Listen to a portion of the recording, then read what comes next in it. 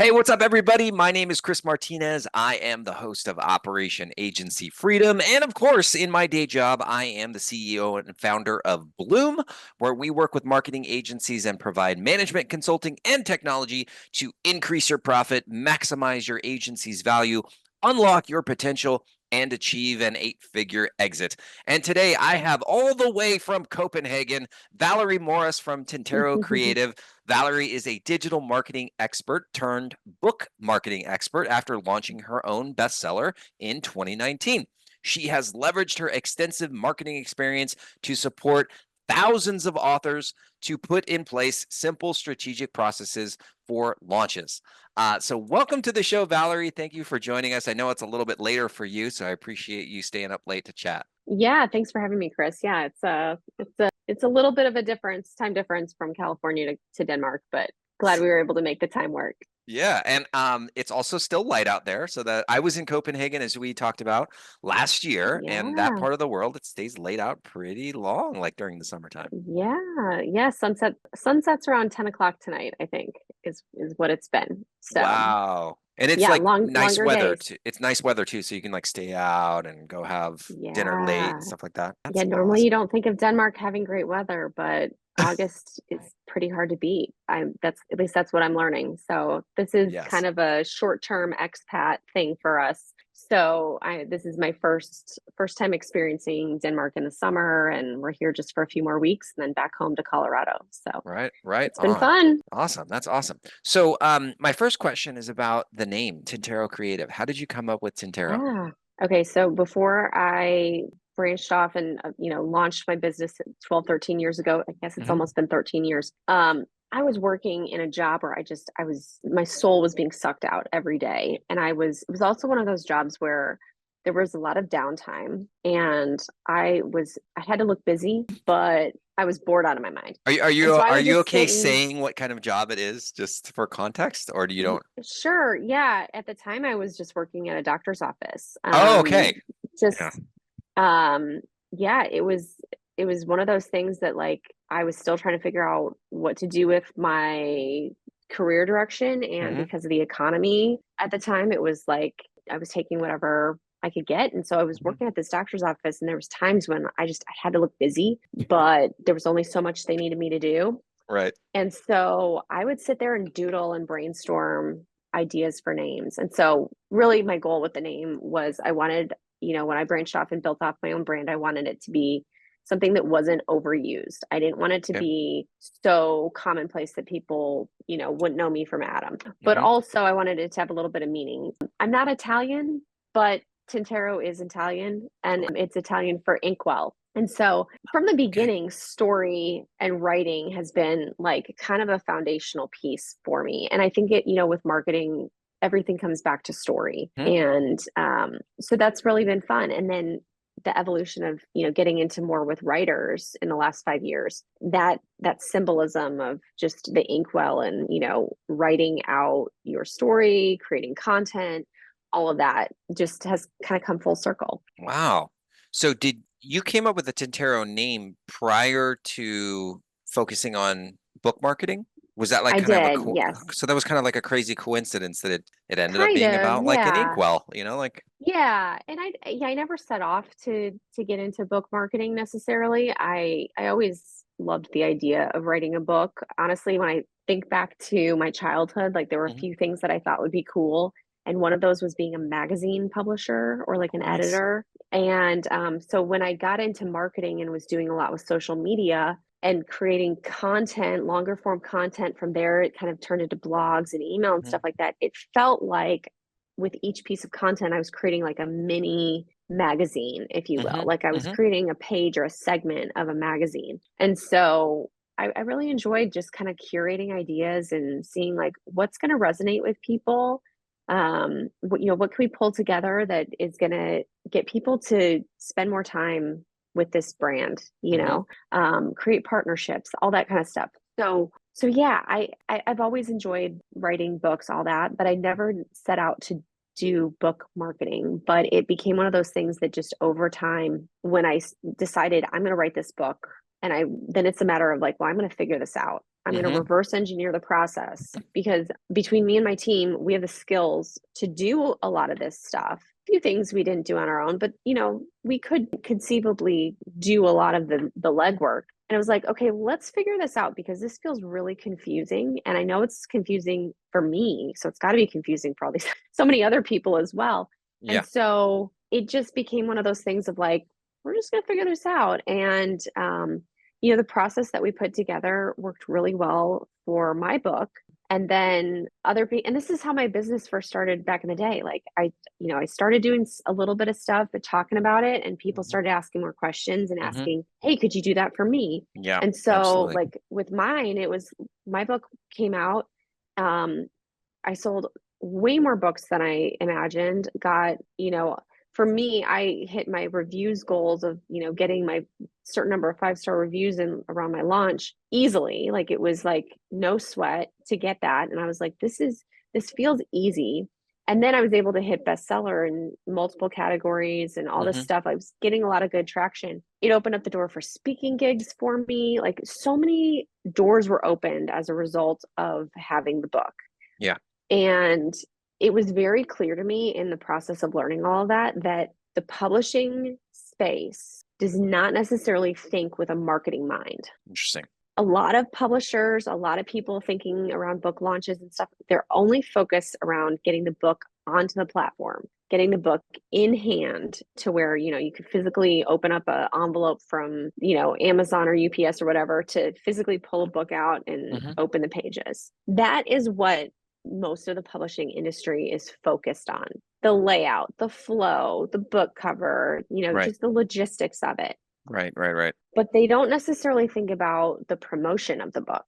Okay. And that's where like the marketing expertise that I've had for these past 13 years of my own business, plus however many years before I branched off on my own, was like, okay, let's take this and put a system to how you actually launch your book strategically. Think about your book in terms of, your personal brand or your company brand. Like, how is this book supporting everything that you've been building in these Mm-hmm. other spaces? Mm-hmm. Because as a content marketer, like a book is just, it's a longer piece of content. It's a more of an anchoring foundational piece of content.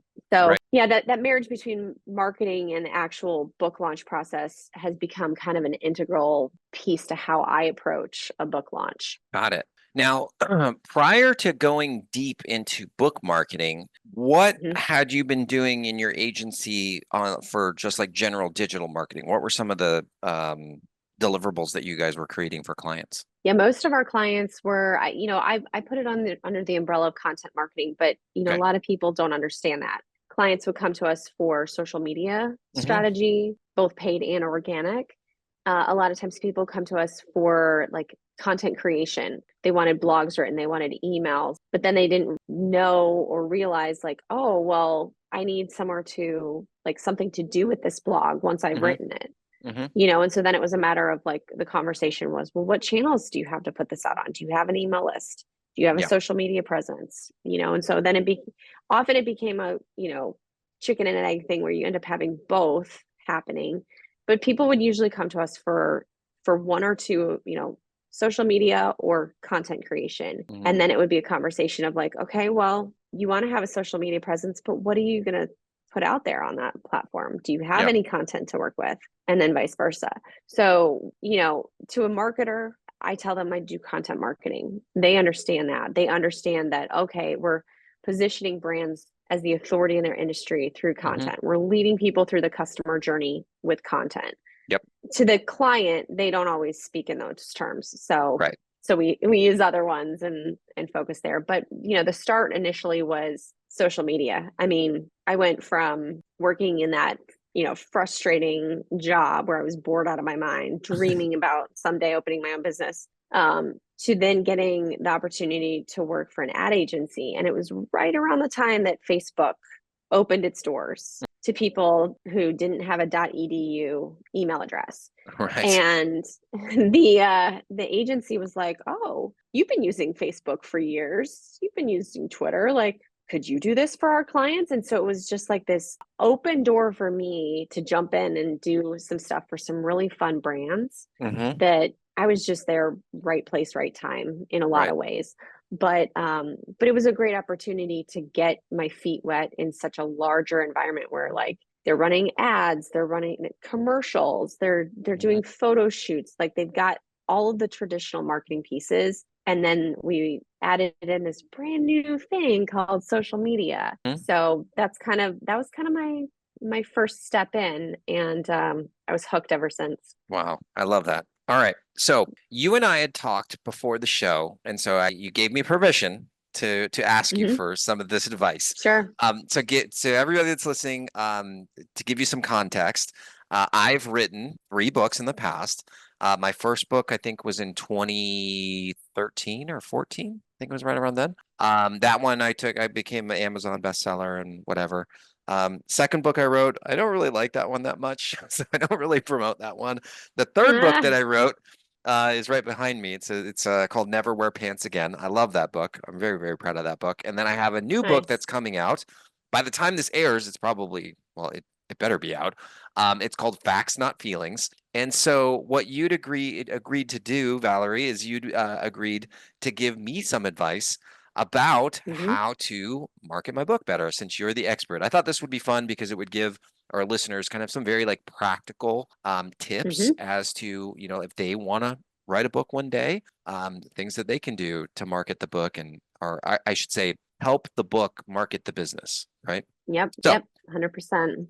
and obviously we don't have a lot of time to go into everything, but like what would be like maybe your top 3 tips that you have for somebody like myself who's written a Hmm. number of books, and now I've got this new book coming out. What should I be doing like, from step 1 to 3 to make sure that I'm maximizing this opportunity with the new book? Yeah. Well, okay. So first off, I think timing is one of the big things that is so important when you're launching your book. Okay. Um, because a lot of people, they think like, oh, I really am just focused on my launch day and Hmm. that's it. But a lot of people don't realize that there's so much you can be doing leading up to your launch day. And I'm sure you've already done, little bits of that, and you're clearly Don't doing be that assured of here with anything this because I'm episode. I'm great at marketing for other folks. It's so hard to do it for for myself. It is so So, hard. yeah. So, I always tell people like once you because I'm the kind of person where I'm like, I don't want to talk about something too much unless I know I'm gonna do it, right?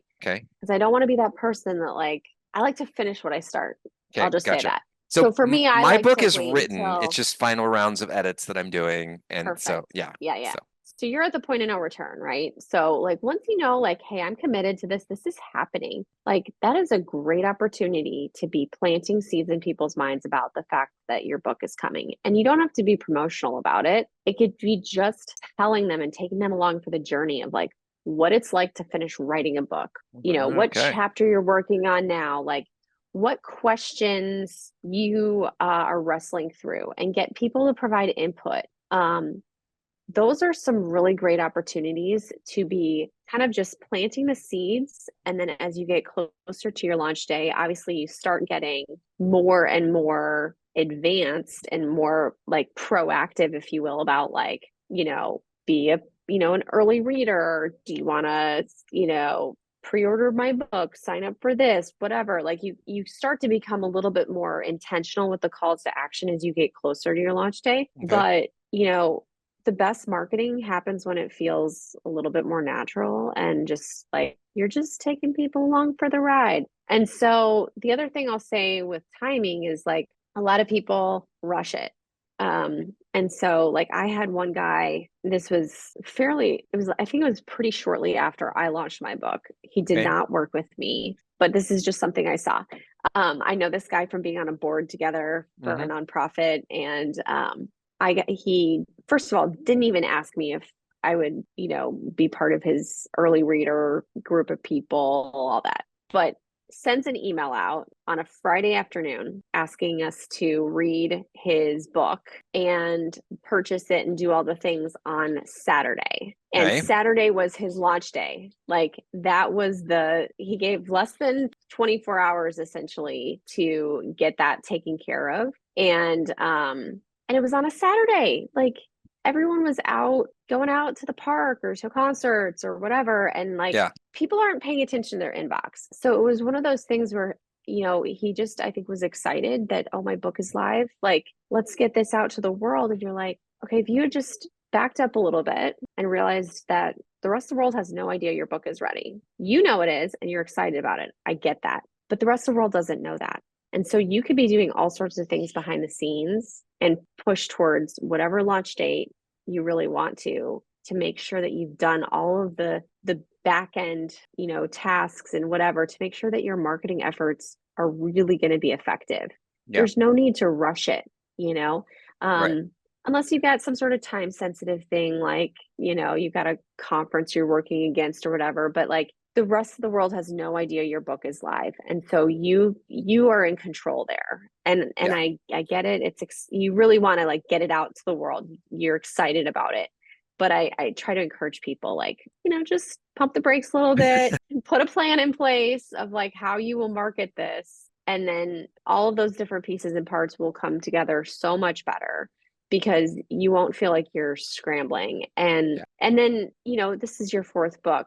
You probably had this happen. You've probably gone through this process multiple times. Are you self-publishing or are you working with Self-publishing. a Yeah. publisher? So Okay, I'm cool. definitely guilty of the things that you'd mentioned of rushing things. Mm-hmm. Partly because I don't have a professional like you to guide me. But I think the other thing is that entrepreneurs in general were just like so excited and like always wanting to Mm-hmm. launch the next thing. Like we're always chasing the next thing that we can do. And so then you kind of forget about, my team gets on me all the time on this. You forget about all the little details that actually lead up to that launch. I'm just like, yeah, we're just going to launch the book. And then the team's like, are you kidding me? Like there's a lot of things that we got to do that. So I get it. How much Yeah. time should you like start a lot of the planning that you just listed out? Like, let's say the launch date is on, let's just say October 1st. Mm-hmm. When would you want to start getting the reviews together and doing all these other things? Like all the things you listed, how much lead time should we have? Yeah, I mean, I think it depends on like how organized or how much of the publishing logistics you're handling. Hmm. But I typically like to say like, 30 days out from your launch, like you want to have your book at least ready to go from a logistics standpoint, if not sooner. That way you can get any author copies, you can make sure everything looks right, make sure that, all the pricing and everything is live the way that you want to. And again, So you're the saying world like doesn't need to printing, know. pricing, ISBN numbers, taking Yeah, care of like all that boring stuff. all that's yeah, Yeah. all that's the publishing stuff. Like that's all the stuff that like a vanity publisher or a traditional publisher or you as a self-publisher, those are all the like back end technical things. But you would be surprised, I mean, maybe you wouldn't, but most people I think would be surprised at how many people are scrambling at the last minute, literally days, if not hours before their book goes live Oh, yeah, because that's me in the waited past. too long. They waited too long to set things live. And if you're relying on like KDP alone, Amazon KDP is every time I go in and do something for a client. I actually today I'm launching a client. She's almost at that number one spot. She's currently sitting at number two. But um I was on the support line with them on Friday. Just like, why aren't these categories that we set showing up live? Mhm. Like they should have been live within the 72-hour window that Amazon says, but for some dumb reason, like we have no idea why. You're at the mercy of like their bots and their Mhm. customer service and all those things. So my best advice is like just make sure you've got all that stuff, the technical stuff covered, because the last thing you want to be focusing on 24 hours before your launch date is this customer service rep actually going to follow through Mhm. and help me get my whatever fixed? So that's one piece. But then like, I'm a big fan of launch teams and I usually like to employ those like somewhere in the 4 to 8 week range before your launch day. Okay. And the reason I do it that way is there's like a sweet spot and it's not an exact science necessarily, but it's just what I've seen. You don't want to, my friend who brought me on the day before his launch was clearly not enough time for me to read his book excerpt Yeah. or really even think about his book much. So you want to give people enough time because people are busy, they're in Yep. different seasons of life. Like I've got two young kids. For me to physically sit and read a PDF of a book excerpt, like Good that luck. take, I mean, Yeah. yeah, I'm an audiobook person in this season of life. But so you've got people on that end of the spectrum, but then you also have people on the other end where it's like they want things spelled out. They want to make sure they have enough time to do things, but you also don't want to give people too much time. Right. Like I signed up to be part of one person's launch team. They brought everyone on 6 months before the launch day. And they had the Asana, project management thing all set. They had Trello boards and this, that, and the other. I was on different boards for things, and I'm like, did I just sign up to be free labor for this guy? Like, I don't know what's going on, and I don't know when this book launches. Like, it was so far out in the future that I was like, I don't know. This feels so far away that it doesn't feel tangible yet. Right, right. So it's kind of a sweet spot of like, you want to give people enough time, but not too much time to where they kind of get dull to your message, Yeah. and they're not going to follow through. So I typically like that 4 to 6 week point. And I think it depends. Like I've got an author launching a book on poetry, like Mhm. a collection of poems it's in October. For her, she could probably get away with a shorter time frame because for somebody to digest an excerpt of a few poems from the whole collection, it's an easier read than reading, 60 pages from a book about leadership management. Like it's a different type of piece of content that you're digesting. So yeah, but I typically like that time frame. And again, it doesn't have to be an exact science to it. Mhm. um, and I've had some people where like we had to scramble, and if they have an engaged network, it's doable. Yeah. If your network isn't very engaged and you don't have a lot of relational equity with the people that are helping you launch, then you will struggle. Yeah. So you will have to put a little bit of extra effort in. All right. So, final question about this. What's the number one tip that you have for folks once the book goes live to leverage that book into other things that are going to make you a lot of money, like speaking or obviously like lead generation? You want that too. Like, what's the number one tip that you have there for folks that have launched the book? Yeah. Okay. So it's a mindset shift here. Like it comes back to actually when you're writing the book to Hmm. make sure that there is a call to action in the book. Right. And as you're crafting the book's content, be thinking about, are there companion pieces that I could create as either extra bonuses for people to opt in, they become part of my email list, extra bonuses or companion resources that people can pay for, or programs or courses that this book is like just kind of a companion piece. And so the mindset shift there is that you're not just launching a standalone book. You're launching something that's part of a bigger picture. Some of the best people that I've seen, like they have a whole program around their book. Like I helped a woman last September launch her book. 2 months later, she launched a workbook around it, Mhm. and she has a whole talk around this subject matter. So now when she goes and speaks, these corporate companies, these associations, the groups or whoever's bringing her in, they're buying her book and her workbook for all their attendees. They're walking through it, they're bringing her in for like multiple session trainings versus just a one-time thing. So I think it really just comes back to when you're creating the book in the first place, be thinking about how does this fit into my business model, big picture? Mhm. Because there's a lot of creative things and different nuances and whatnot that you could do. But if you are positioning it from the get go as this is a really strategic piece of content that I can make, part of my business, like really use it as a tool. Don't Yeah. look at it as like a one off transaction that you're getting people to do that's kind of often siloed. But that's often the case that I see. And a lot Yeah. of, and not everyone has a book that's related to their business. But if you do have some sort of parallel, think about how you're doing that. And then Hmm. also make sure that within the manuscript, there at the end of the book or throughout the book, at the end of chapters, you're telling people to go over to your website or go over to XYZ and download certain resources Right. that are like extra value adds. And I just think it increases the stickiness of the reader to being a loyal follower of yours long term. Totally. I love that. And I think that part of the thing is that people think that the book is actually the end goal. The book is, as you mentioned, a tool, is a part of your overall business strategy. Yeah. Right. So that I love that Yep. what you say about putting the CTAs in the book. It's so easy to forget to do that. But everybody's read business books before. We all know that the best authors have those in there, and more likely than not, we've gone and downloaded some of those things. Right. Yeah. So what a Oh great, yeah, great tip. 100%. Yeah. All right. Well, we're just about out of time. So for those that are listening, if you don't yet have a book, you definitely should get one. So I would highly recommend that you reach out to Valerie.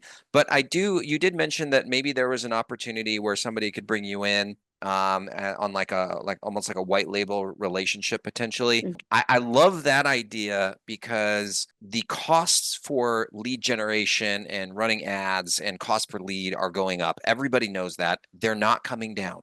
And so everybody's Yeah. trying to get creative for ways to create for ways to generate new lead opportunities for their clients and get that cost per lead down. And off the top of my head, maybe that's a free plus shipping book offer. Well, most likely your Yeah. client doesn't have a book yet, and that's something Right. that you could potentially help them out with. So what's the best way that somebody could get in contact with you if they want to explore this further or Yeah. just get to know you Yeah. because you're a nice person? Yeah. If you just want to talk a little bit more about books, or you want to talk about all sorts of things from Copenhagen to Colorado or all in between, yeah, feel free to reach out to me on LinkedIn. I'm very active on LinkedIn. And then you can always connect with me over at tinterocreative.com. Love it. Thank you so much for coming on the show and spending time with us. Hopefully now you're able to get back to being with your family and enjoying Copenhagen for the remainder of the couple weeks that you're there. And for Yeah. everybody Thanks. that's listening, thank you guys for tuning in. Make sure that you check out Valerie and connect with her. She's absolutely a brilliant person on book marketing. So check her out and follow her stuff. And I will see everybody else on the next episode. Thank you. Hey, thank you for listening. And if you enjoyed this episode, it would mean so much to me if you would subscribe to the podcast and also share it with friends, family, and basically anyone you know who will find the same value in this episode as you do. So, to get the latest from me, then let's connect on social media on the Facebooks at facebook.com or Instagram. Then you can also find us on LinkedIn, YouTube. Finally, go to our website where you can see all of our other episodes of Operation Agency Freedom. Register for live trainings on how to run a highly profitable agency, and you can see exactly how we help marketing agencies fix their operations and scale to 8 figures and beyond. Thanks again for listening, and I will see you next time.